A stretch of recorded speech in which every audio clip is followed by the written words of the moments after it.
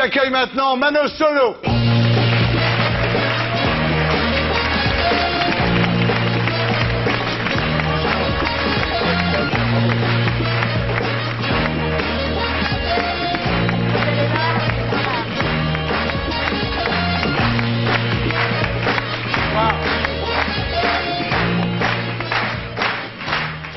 Mano Solo, bonsoir.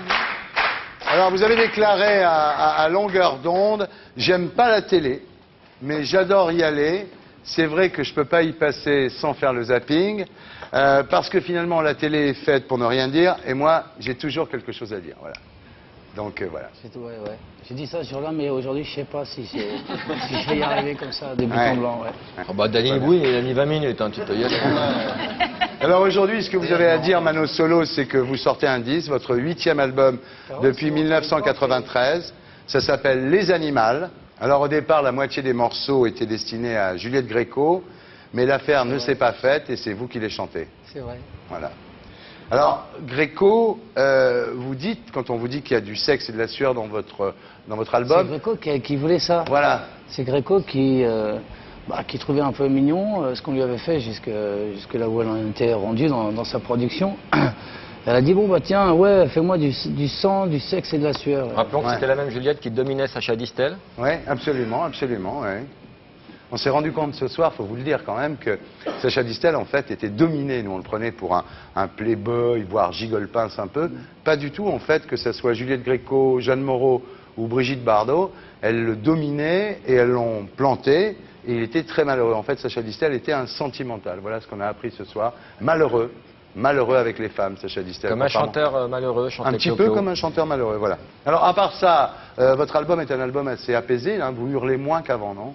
Bah, c'est parce que c'était pour Juliette. Ah, voilà. Bah ouais, c'est des chansons qui sont dans une tonalité que j'avais fait pour elle quand même. J'avais bien travaillé quand même pour sa grosse voix chaude, qui n'est pas vraiment la mienne. Donc là, je suis obligé de chanter comme j'ai pas l'habitude. Ça me fait du bien, parce que j'en ai marre de gueuler, parce que j'en ai marre de pas écouter mes disques en fait, parce qu'il me saoule le mec qui chante, quoi, tu vois. Mais il y a aussi une chose, c'est peut-être que vous êtes devenu plus sociable ça c'est sûr, depuis 10 ans, depuis 10 ans, bien sûr, évidemment. Il faut être con quand même quand t'as que un bon retour, quoi. De rester aigri, il faut vraiment être con. C'est quoi qui vous a appris à vivre? La réussite, enfin le contact avec les gens, la reconnaissance, le contact avec le public, oui. Ouais, que la salle soit pleine, en fait, c'est ça qui est important. Les disques, ils sont là pour ça. Ce qui est important, c'est que pendant 2 heures, vraiment, je m'éclate comme un gamin, quoi. Comme en pleine liberté, quoi. Ça, c'est précieux.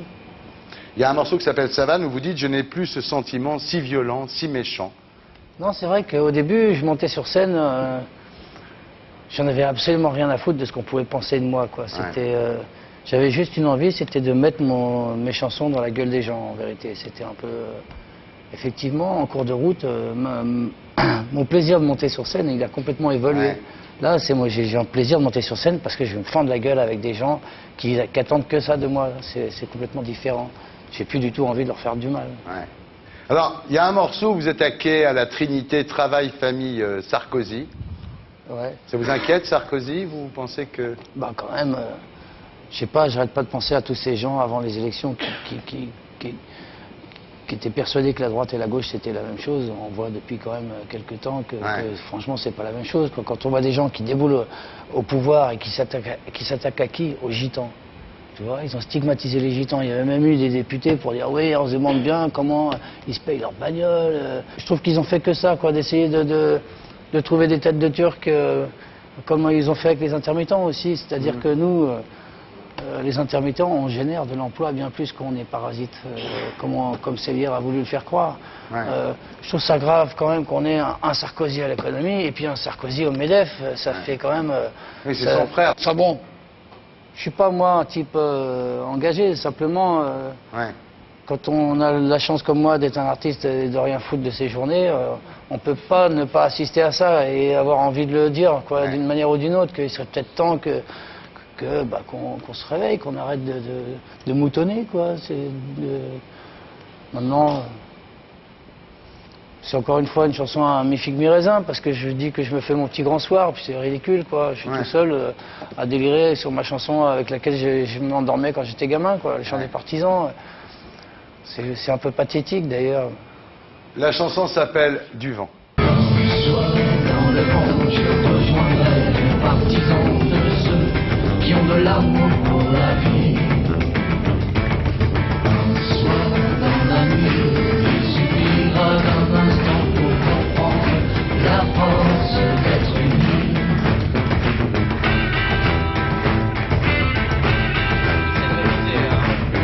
Alors, vous n'êtes pas très nouvelle chanson française, hein, vous, hein, Benjamin Biolay, Benabar, Yann Tiersen, c'est pas trop votre... Bon, on les entend pas, si tu veux, c'est des mecs qui susurrent pour les vieilles sur la... Des histoires complètement consensuelles qui mangent pas de pain, des petites historiettes. Je sais pas, moi, j'entends même pas, j'écoute même pas. Toi, c'est plutôt quoi, les têtes raides Ouais, c'est ça, c'est les têtes, j'aime bien, c'est quelqu'un que je respecte parce qu'il y a autre chose que des chansons niaises, quoi. C'est tout un univers culturel qui est sur scène, quoi. Mano Solo, Libération le 24 septembre, chroniqué Les Animaux sous la plume de Ludovic Perrin, en disant Mano Solo a tellement annoncé sa mort que sa survie a aujourd'hui quelque chose de banal, réchappé in extremis grâce à la trithérapie, le chanteur du sida a progressivement ouvert son propos au monde. Conclusion, mes trop familier, manque de puissance. Comme ça, je me mets mon étoile, comme ça tout le monde est content finalement. Ouais. Tu sais, si tu veux, on peut pas vivre dans ce pays en ayant dit une fois dans ta vie que tu étais atteint d'une maladie, sans qu'on te la ressorte à chaque fois que tu sors quelque part. Alors, effectivement, moi je suis éclaboussé partout où je passe, quoi. J'en ai un peu plein le cul, quoi. Maintenant, je vais peut-être réagir.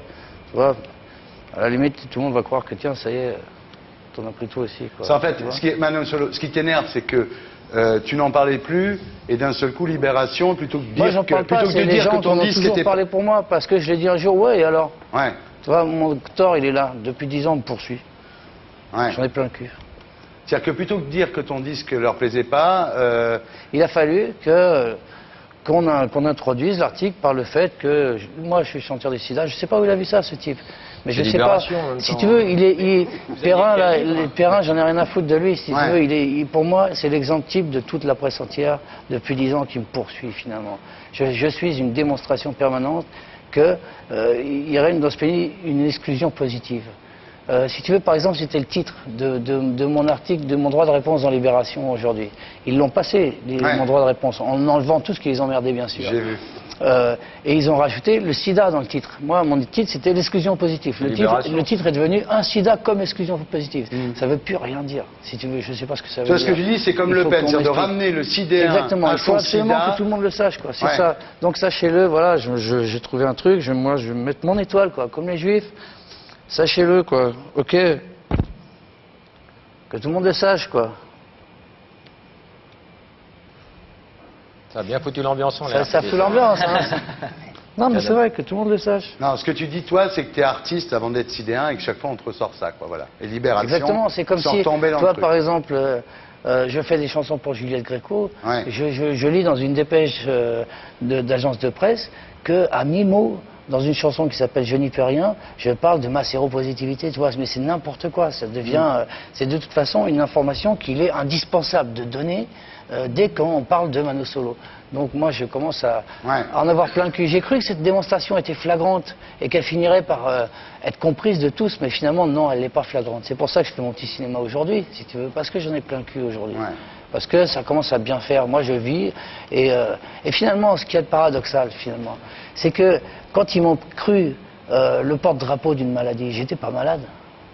Aujourd'hui que je suis malade, j'ai vraiment autre chose à penser, autre chose à raconter, autre chose à aimer dans la vie. Et pas me faire chier avec leurs conneries. Ouais. J'aimerais bien qu'on me lâche la grappe. En fait, tu en as parlé dans ton premier album en 93, ça fait quand même longtemps, tu disais « J'ai la mort aux trousses qui me fout les foies ». Et en 95, tu en as parlé une deuxième fois sur la scène du Bataclan en disant cette phrase fameuse deux nouvelles, une bonne, une mauvaise.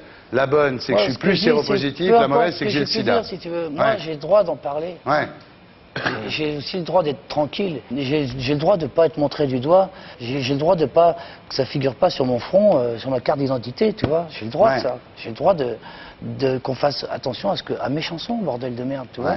Qu'une critique, le type, il a trouvé que mon album n'était pas terrible, il a qu'à le dire. J'en ai rien à foutre. Tu vois?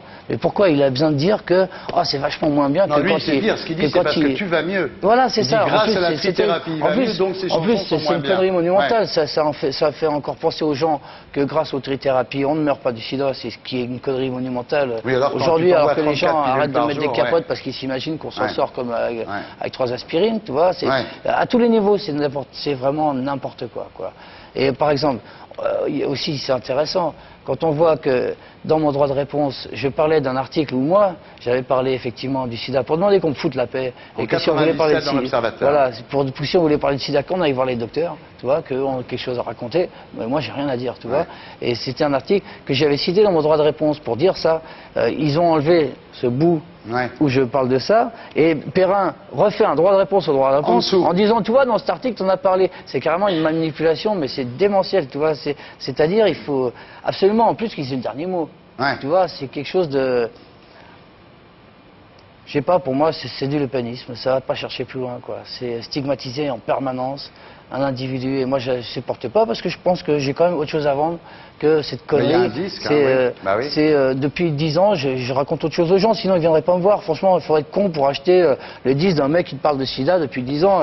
En plus, il crève pas, alors qu'est-ce qu'il nous fait chier, quoi, tu vois. C'est un peu ça, quoi, tu vois. Il fait chier, Mano Solo, de pas crever, quoi, tu vois. Si je serais devenu James Dean.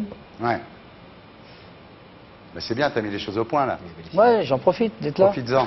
Ils regardent, les mecs.